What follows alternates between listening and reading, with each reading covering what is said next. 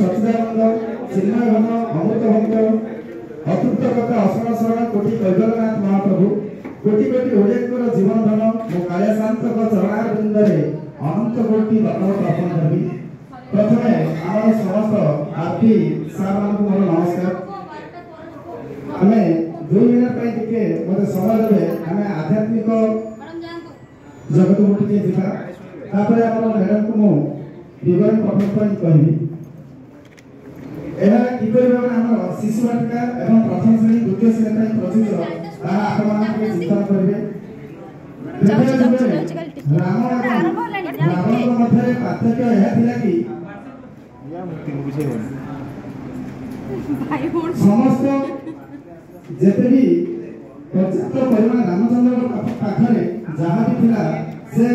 निजको भावथिले yes मो पाखरे पर्याप्त परिमाण अछि किंतु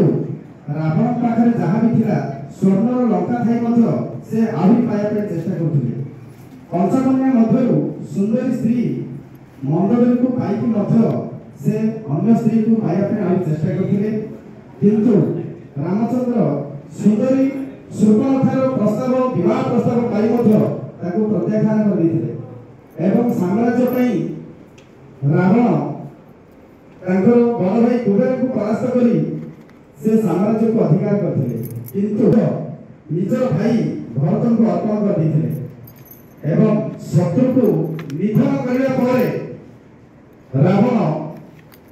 बहुत निजको आनंद उल्लसित अनुभव करथिले एवं राज्य रे गोटे पर्व पालन करथिले किंतु